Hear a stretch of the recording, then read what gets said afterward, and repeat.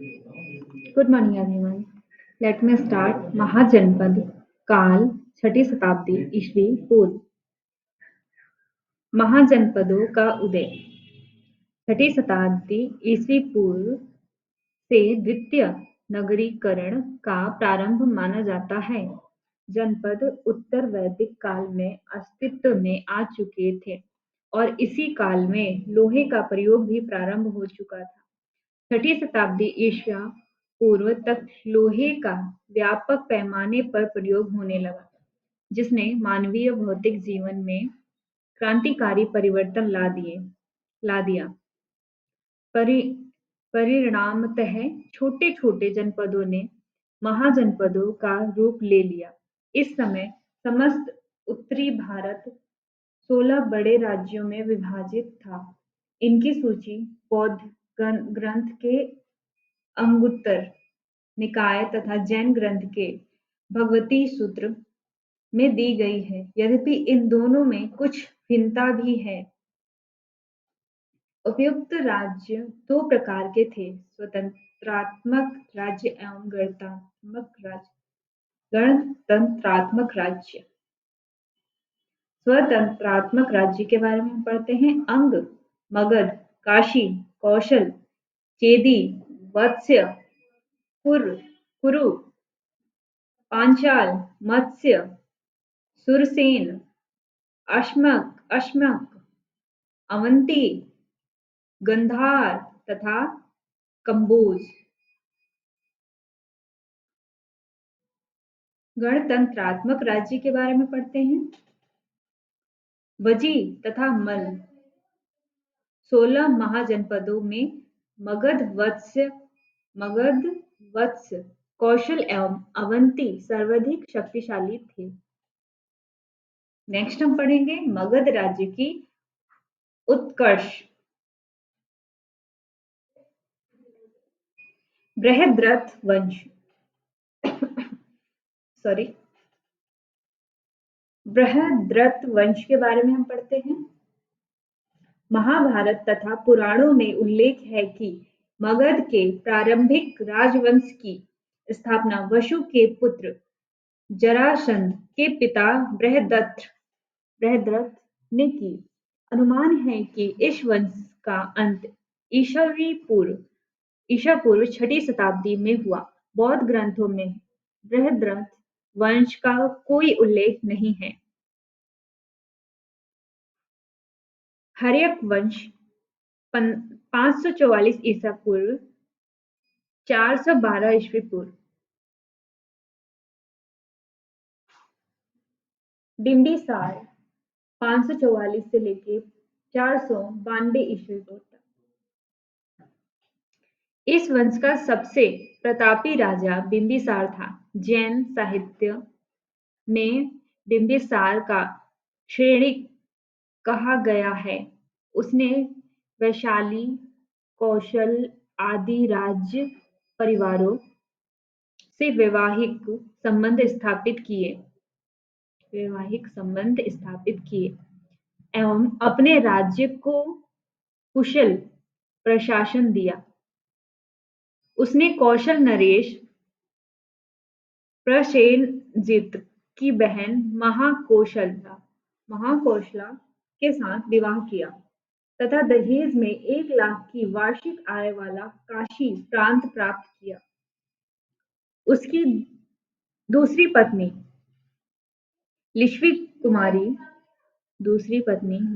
राजकुमारी चेलाना थी। बुद्ध घोष के अनुसार बिंबिसार के साम्राज्य में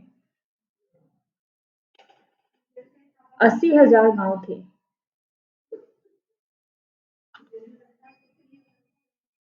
बुद्ध घोष के अनुसार बिंबिसार के साम्राज्य में 80,000 गांव थे। उसने राजगृह नामक नवीन नगर की स्थापना करवाई थी। बुद्ध से मिलने के बाद उसने बौद्ध धर्म ग्रहण कर लिया तथा वेल्युवन नामक उद्यान बुद्ध तथा संघ के निमित्त प्रदान कर दिया। महावंश के अनुसार उसने 52 वर्ष राज्य किया। इतिहासकारों ने यह काल 545 ईस्वी पूर्व से 492 ईस्वी पूर्व भी निश्चित किया है। अंतिम समय में उसके पुत्र अजातशत्रु ने उसका वध करके राज्य हथिया लिया। अजातशत्रु 492 से लेकर 460 ईस्वी पूर्व तक इसे पुणित भी कहा जाता था। यह घोर साम्राज्यवादी था। उसने कौशल काशी तथा वजीशम पर विजय प्राप्त की। वैशाली के लिच्छवियों के साथ हुए युद्ध में उसने महाशिलाकंटक, अवक्षेपी अस्त्र तथा रथमूषल का प्रयोग किया था। उसने राजगृह में एक मजबूत दुर्ग बनवाया। अवंती राजा प्रद्योत से भी उसका तनाव था, मगर अजातशत्रु अवंती पर विजय ना पा सका।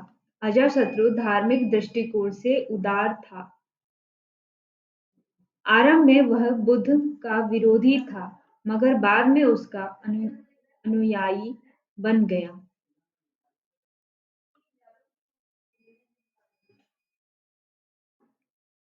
भरहुत स्तूप की एक वेदिका के ऊपर अजातशत्रु के भगवान बुद्ध की वंदना करते हुए उत्कीर्ण किया गया है। बुद्ध के कुछ अवशेषों को लेकर उसने राजगृह के एक स्तूप निर्मित कराया। उसके शासन काल में राजगृह में सप्तपर्णी गुफा में 483 ईस्वी पूर्व में प्रथम बौद्ध सभा का आयोजन किया गया, जिसमें बुद्ध की शिक्षाओं का सुत्त पिटक तथा विनय पिटक में संकलन करवाया गया। पुराणों के अनुसार उसने 28 वर्ष तथा बौद्ध शास्य के अनुसार 32 वर्ष तक शासन किया। अजातशत्रु की 32 वर्ष तक शासन किया है। अजातशत्रु की हत्या उसके पुत्र उदय द्वारा कर दी गई।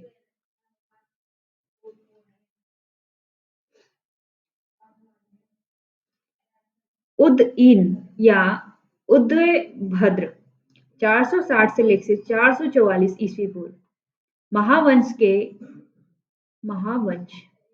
के अनुसार उसने 16 वर्ष राज्य किया। बौद्ध साहित्य में उसे पितृहंता बताया गया है। गार्गी संहिता एवं वायु पुराण के आधार पर उसने गंगा एवं सोन नदी के संगम पर पाटलिपुत्र नामक नगर की स्थापना की। वह जैन मतानुयायी था।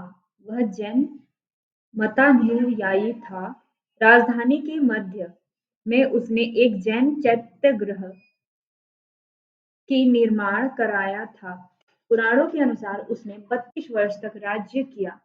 बौद्ध साहित्य के अनुसार उदय के बाद अनिरुद्ध, मुंड तथा नागदर्शक ने मिलकर 412 ईस्वी पूर्व तक शासन किया। शिशुनाग वंश 412 ईस्वी पूर्व से 344 ईस्वी पूर्व। शिशुनाग 412 से 394 ईस्वी पूर्व तक।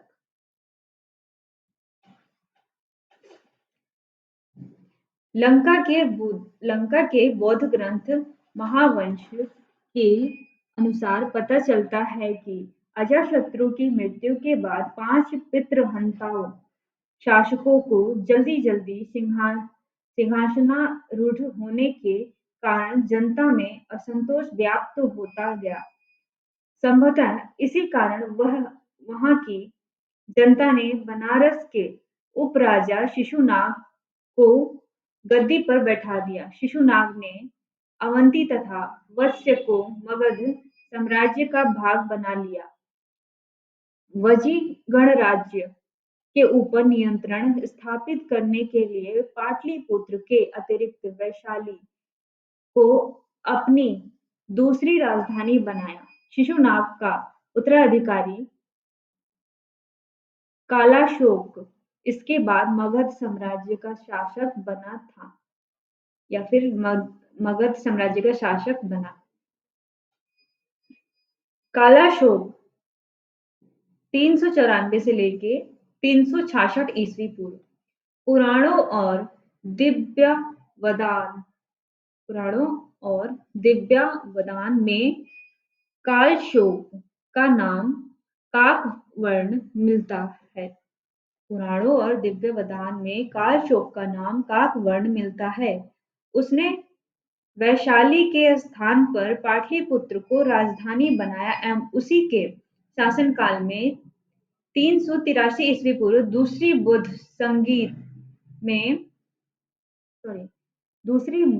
संगति में बौद्ध संघ स्थविर तथा महासंधिक के रूप में बंट गया। दीपवंश और महावंश के अनुसार उसने 28 वर्षों तक शासन किया। उसकी मृत्यु के बाद उसके उत्तराधिकारियों ने 22 वर्षों तक शासन किया। इस वंश का अंतिम शासक संभवतः नंदीवर्धन था। महाबोधि वंश के अनुसार कालाशोक के उत्तराधिकारी उसके 10 पुत्रों के नाम भद्रसेन, कोरंडवर्ण, मंगूर, सर्वंज, जलीक, उभाक, संजय, कोरवे, नंदीवर्धन, महानंदिन था।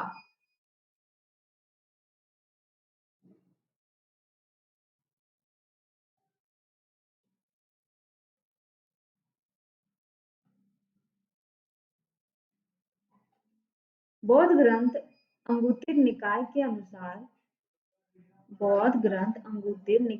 अनुसार 16 महाजनपद इस प्रकार हैं।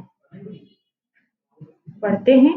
महाजनपद, राजधानी, प्रमुख शासक और वर्तमान क्षेत्र। फर्स्ट है हमारा अंग। अंग में चंपा राजधानी, अंग की महाजनपद अंग की राजधानी चंपा। प्रमुख शासक कौन है?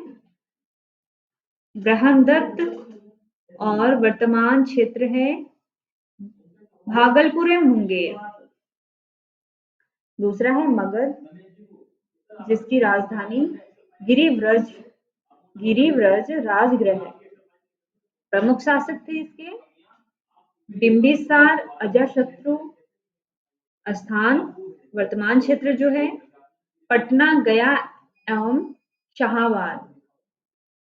नेक्स्ट थर्ड है हमारा वंजी। वजी का है राजधानी क्या है वजी की? वैशाली। और प्रमुख शासक के बारे में इसमें कोई एक्सप्लेनेशन नहीं दे रखी है, लेकिन वर्तमान स्थल है वैशाली की वर्तमान स्थल है वैशाली एवं उत्तरी बिहार के जिले। नेक्स्ट फोर्थ है हमारा काशी। काशी का है राजधानी वाराणसी। वाराणसी का प्रमुख शासक कौन थे? अजातशत्रु ने मगध में मिलाया और वर्तमान क्षेत्र है वाराणसी। नेक्स्ट फिफ्थ पॉइंट है हमारा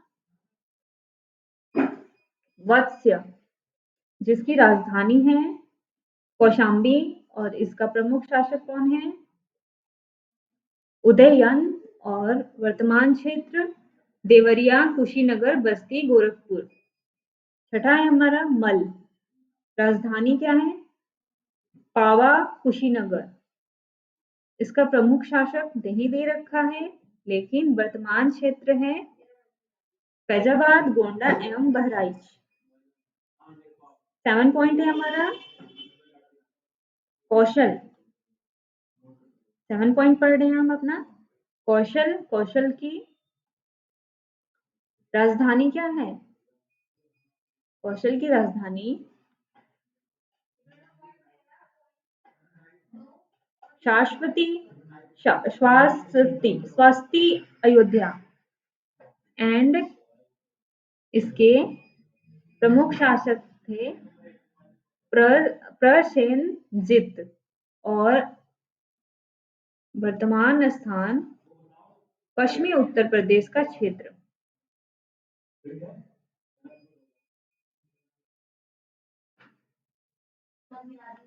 नेक्स्ट हमारा 8 पॉइंट पंचाल।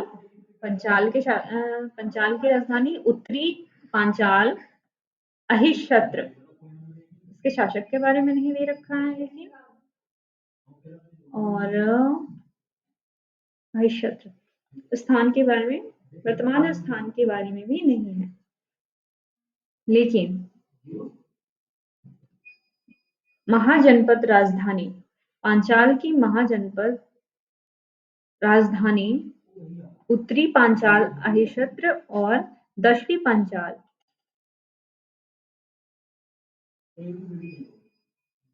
का नित्य है।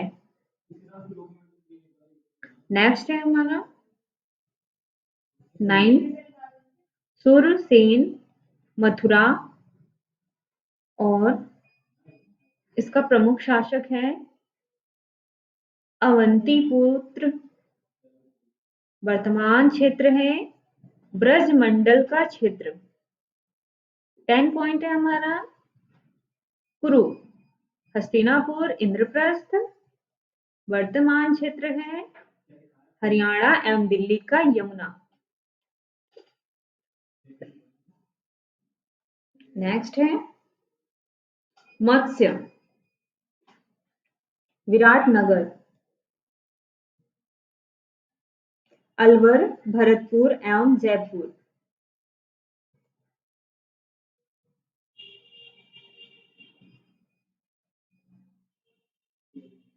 नेक्स्ट पॉइंट है हमारा अवंती, उत्तरी अवंती, उज्जैयनी।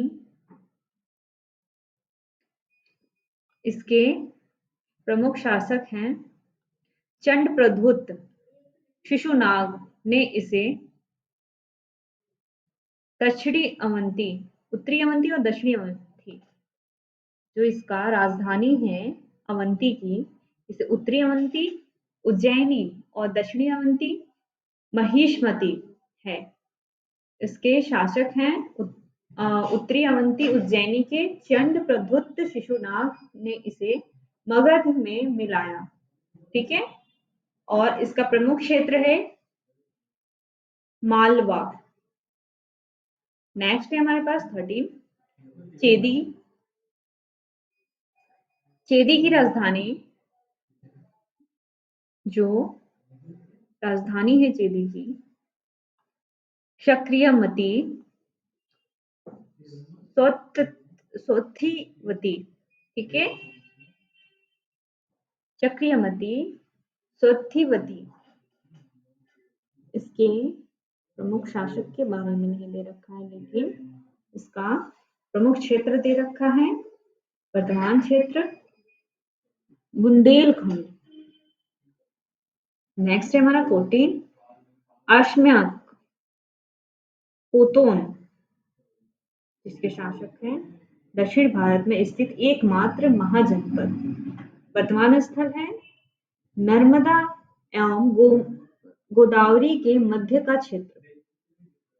नेक्स्ट है 15 गांधार के शासक, गांधार की राजधानी तक्षशिला। इसके प्रमुख शासक थे पुष्कर सारिणी। इसके प्रमुख शासक पुष्कर शारीन थे, और वर्तमान क्षेत्र है पाकिस्तान का पूर्वी एवं अफगानिस्तान का पूर्वी क्षेत्र। 16 है कंबोज। कंबोज की राजधानी है राजपुर हाटक। इसके प्रमुख शासक कौटिल्य ने इसे या और इसका वर्तमान क्षेत्र है पाकिस्तान का आधुनिक हजारा जिला। ठीक है। नेक्स्ट अब हम अपना रीड करेंगे। नंद वंश 344 ईस्वी पूर्व 324 ईस्वी पूर्व। नंद वंश के बारे में पढ़ेंगे। पुराणों में इस वंश का संस्थापक महापद मंदन महापद्मंद था। पहले नंद राजा को पुराणों में उग्रसेन महापदम या महापद्मपति कहा गया है। कर्टियस कर्टियस के अनुसार उसका पिता नाई था, जिसका संबंध कालाशोक की रानी से था। उसी ने कालाशोक के बाद एक एक करके उसके पुत्रों का वध किया था। पौराणिक अनुश्रुति के अनुसार उसे एक क्षुद्र शासक बनाया गया है। पुराणों में उसे एक क्षत्र पृथ्वी का राजा, अनु अनुलंघित शासक, भार्गव, परशुराम के समान सर्वक्षत्रांतक, क्षत्रियों का नाश करने वाला एवं एक्राट आदि उपाधियां दी गई हैं। महापद्म नंद के 8 पुत्रों में अंतिम पुत्र धनानंद सिकंदर का समकालीन था। ग्रीक लेखकों ने इसे अग्रमीज एवं जेंद्रमीज कहा। धनानंद ने शासन काल में ही सिकंदर में 325 ईस्वी पूर्व में पश्चिमी तट पर आक्रमण किया। धनानंद का विनाश चंद्रगुप्त मौर्य ने किया। भारत पर विदेशी आक्रमण। ईरानी आक्रमण हखामनी वंश 6ठी शताब्दी ईस्वी पूर्व में उत्तर पश्चिमी भारत की राजधानी अस्थिरता ने ईरानी शासकों का ध्यान आकर्षित किया।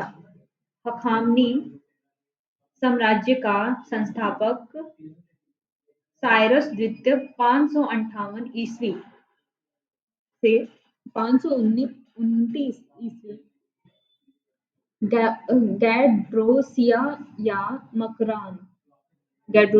और मकरान के रास्ते भारत की ओर आया, मगर उसे सफलता नहीं मिली।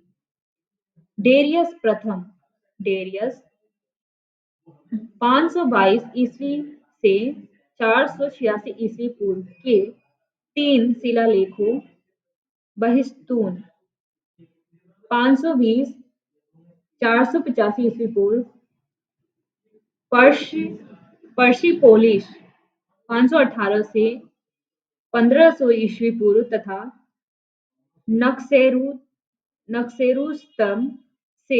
नक्सेरुस्तम से स्पष्ट होता है कि उसने गांधार तथा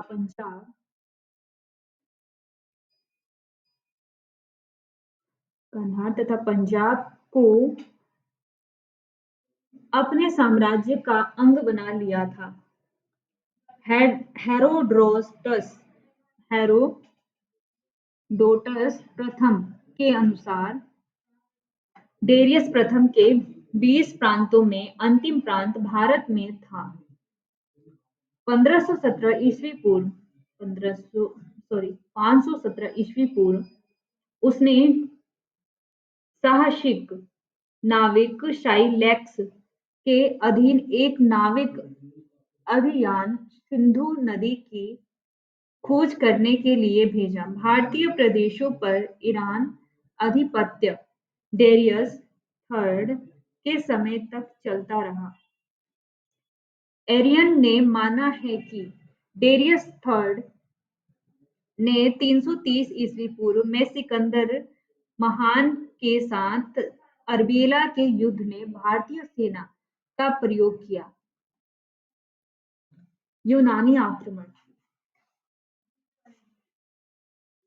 मकदूनी मकदूनी यावासी मकदू मकदूनी यावासी सिकंदर ने अंतिम हरवामनी सम्राट डेरियस तृतीय को परास्त कर अपने लंबे अभियान के बाद हिंदू कुश का दर्जा पार कर 326 ईस्वी पूर्व में पश्चिमोत्तर भारत में प्रवेश किया।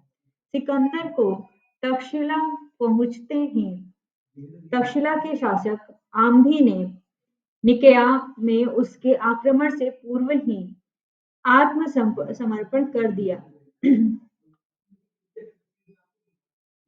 अभिसार के राजा ने भी सिकंदर की अधीनता स्वीकार कर ली। उसके पश्चात सिकंदर ने हाइडेस्पेस झेलम के युद्ध बैटल ऑफ हाइड्रे बैटल ऑफ हाइडेस्पेस में पोरस को पराजित किया, परंतु उसके व्यक्तित्व से प्रभावित होकर उसका राज्य उसे लौटा दिया और उसका मित्र बन गया। फिर उसने अकेसिन चेनाब अकेसिन्ज तथा रावी के बीच रहने वाली जातियों को पराजित किया और रावी को पार करके कथेयोई जाति को पराजित किया और सौभूति जैसे पड़ोसी राज्यों ने उसकी अधीनता मान ली। निशा जाति ने बिना युद्ध के ही सिकंदर की अधीनता स्वीकार कर ली एवं स्वयं को यूनानियों का वंशज बनाया, जबकि अश्वक राज्य की स्त्रियों ने भी पुरुषों की मृत्यु के बाद युद्ध किया था। कंठों की सामूहिक हत्या कर दी गई। व्यास या हाइडेस्पेस व्यास या हाइडेस्पेस पहुंचकर सिकंदर की सेनाओं ने बढ़ने आगे बढ़ने से इनकार कर दिया। सिकंदर के बार-बार अपील करने पर भी वे नहीं माने, तो अंत में 326 ईस्वी पूर्व में उसे वापस लौटने का आदेश देना पड़ा।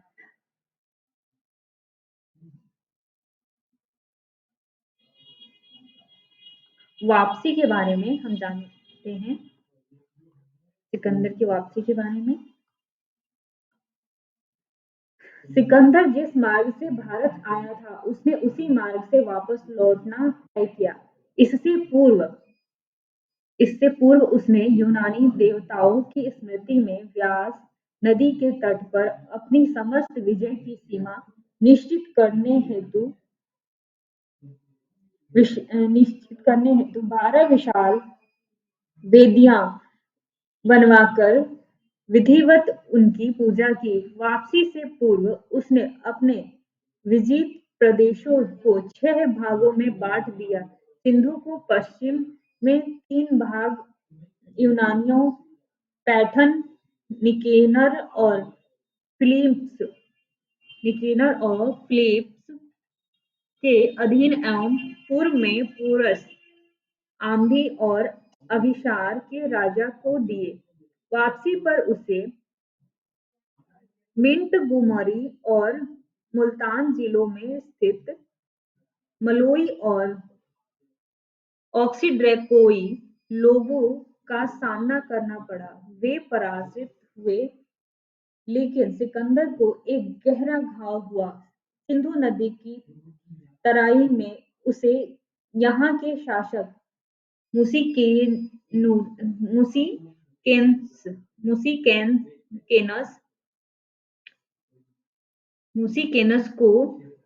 मुसिकेनस को सामना करना पड़ा। निरयाकस के अधीन सेना का बड़ा भाग उसने समुद्र के रास्ते भेजा एवं शेष सेना के साथ बलूचिस्तान और ईरान के रास्ते चल दिया। बगदाद के निकट बेबीलोन में 33 वर्ष की आयु में 323 ईस्वी पूर्व उसकी मृत्यु हो गई।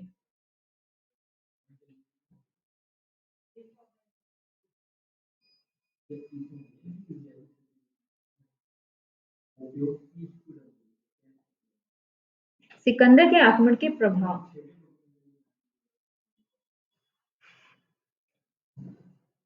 भारत और यूनान में प्रत्यक्ष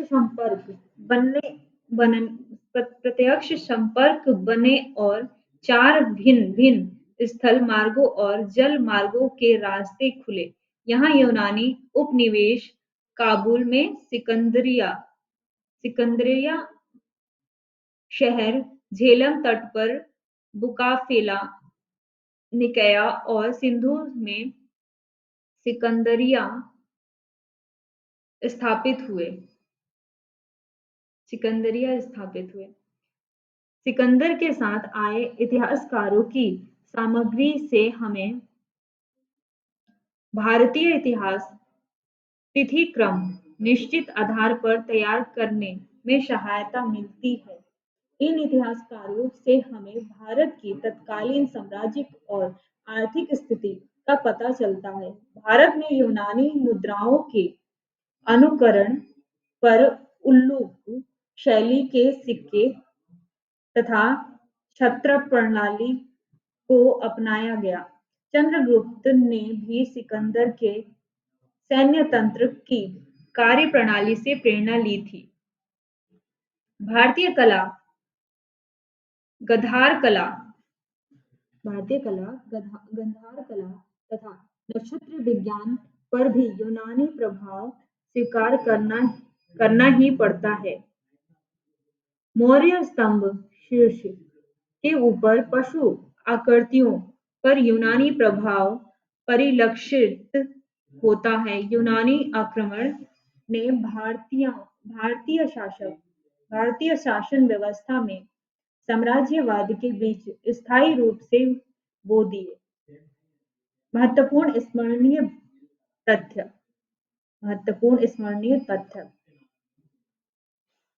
फर्स्ट पॉइंट है मगध साम्राज्यवाद की शुरुआत अंग महाजनपद से हुई थी। बिंबिसार ने यहाँ के शासक बृहदत्त को पराजित कर अजातशत्रु को यहाँ वायसराय नियुक्त किया था।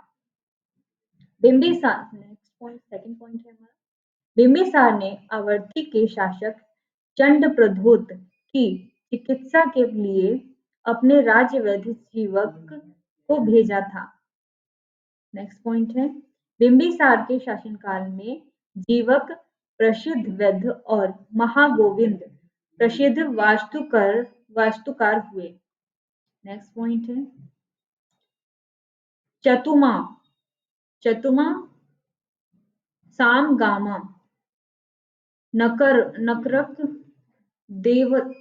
देवदत्त तथा शक्कर कपिलवस्तु के शाक्य जनपद के महत्वपूर्ण नगर थे। बुद्ध की माता महामाया देवी देवदत्त नगर की संबंधित थी। कुशीनगर नेक्स्ट पॉइंट है कुशीनगर के मल को वाल्मीकि रामायण में लक्ष्मण से पुत्र चंद्रकेतु मल का वंशज बतलाया गया है। नेक्स्ट पॉइंट है हमारा लिच्छवी तथा शाक्य जैसे गणराज्य में शासक वर्ग एक ही गोत्र तथा वर्ण के होते थे।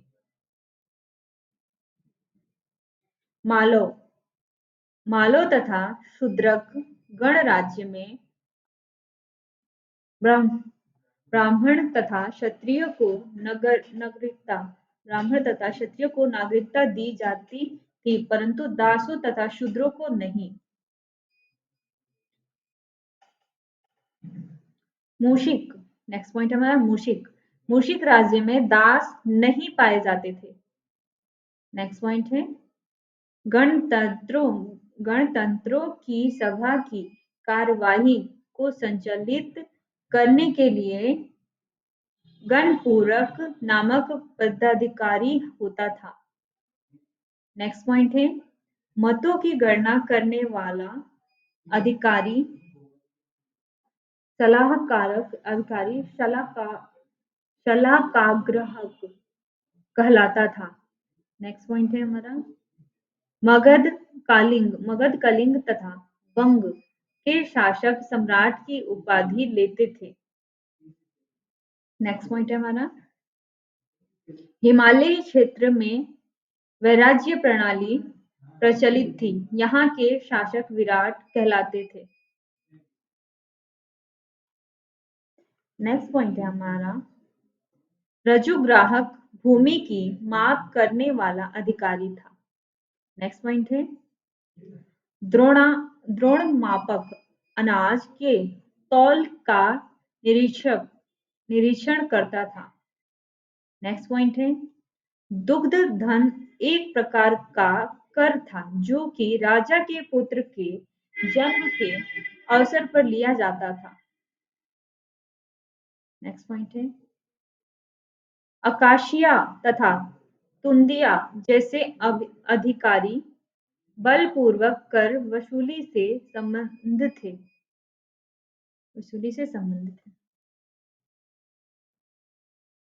छठी शताब्दी ईस्वी पूर्व में सभा तथा समिति जैसे कबायली संस्थाओं का स्थान परिषद ने ले लिया। नेक्स्ट पॉइंट है हमारा इस काल में कर एकत्र करने वाला अधिकारी बलि साधक कर को खजाने में जमा करने वाला भागदूध तथा खजाने की देखरेख करने वाला अधिकारी भंडागारिक कहा जाता था। नेक्स्ट पॉइंट है हमारा राजतत्व राज राजत्व की रहस्यमयी अवधारणा ऐत्रेय ब्राह्मण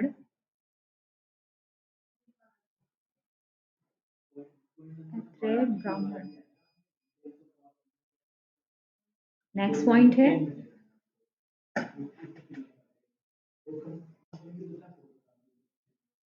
राजत्व का अनुबंधात्मक सिद्धांत दीर्घ निकाय। नेक्स्ट पॉइंट है छठी शताब्दी ईस्वी पूर्व में ही पहली बार राजकीय मुहर का प्रयोग हुआ। नेक्स्ट पॉइंट है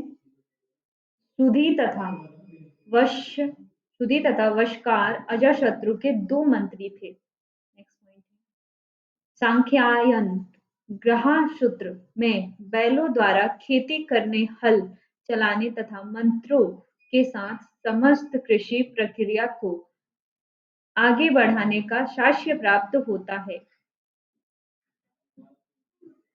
नेक्स्ट पॉइंट है हमारा सूत्र ग्रंथों में दो प्रकार के यव तथा यवानी और 5 प्रकार के चावल कृष्ण व्रीहि महाव्रीहि हायन यवक तथा पौष्टिक का उल्लेख है। बौद्ध ग्रंथों में रक्तशली कलमशली गंधशली तथा महाशली जैसे चावल का उल्लेख मिलता है। नेक्स्ट पॉइंट है हमारा चंचू श्वेतारिस्त तथा सलाकावर्ती प्रमुख दुर्भिक्ष थे। नेक्स्ट पॉइंट है हमारा शान तांबे का सिक्का था। नेक्स्ट पॉइंट है तैत्तिरीय आक्रमण तैत्तिरीय आरण्यक सॉरी तैत्तिरीय आरण्यक में पहली बार नगर की चर्चा है। बौद्ध साहित्यों में 6 महानगरों का संदर्भ आता है राजगृह चंपा काशी श्रावस्ती, साकेत तथा कौशाम्बी। नेक्स्ट पॉइंट है हमारा, गौतम बुद्ध ने ब्राह्मण वर्ण को 5 भागों में विभाजित किया। कौन कौन से? ब्रह्मसमा, देवसमा, मर्यादा, सभिन्न मर्यादा तथा ब्राह्मण चंडाल। नेक्स्ट पॉइंट है हमारा, गीता में शाम, दाम, शुद्धि, तप, क्षमा भाव, सरलता, ज्ञान, विज्ञान तथा अस्तिकता की ब्राह्मण का स्वाभाविक कर्म कहा गया है। नेक्स्ट पॉइंट है, वत्स्य महाजनपद का शासक उदयन भास के स्वप्न वासवदत्तम का नायक था। नेक्स्ट पॉइंट है, कथा सरित सागर के अनुसार उदय का संबंध पांडव परिवार से था। नेक्स्ट पॉइंट है, हखामनी साम्राज्य, सूरसेन का शासक अवंती पुत्र बुद्ध का प्रथम शिष्य था। नेक्स्ट पॉइंट है, डेरियस के 20 प्रांतों में अंतिम प्रांत भारत था। नेक्स्ट पॉइंट है, डेरियस ने साइलैक्स को सिंधु नदी की खोज करने के लिए भेजा। नेक्स्ट पॉइंट है, एरियन के अनुसार डेरियस थर्ड ने सिकंदर के साथ अर्बेला के युद्ध में भारतीय सेना का प्रयोग किया था। नेक्स्ट पॉइंट है हमारा, खरोष्ठी लिपि ईरान की आरमेइक लिपि से अपनाई गई थी। नेक्स्ट पॉइंट है, तक्षशिला की शासक आंधी ने निकेया में सिकंदर के सामने आत्मसमर्पण कर दिया था। नेक्स्ट पॉइंट है, यूनानियों ने घनानंद को अग्रमीश कहा था।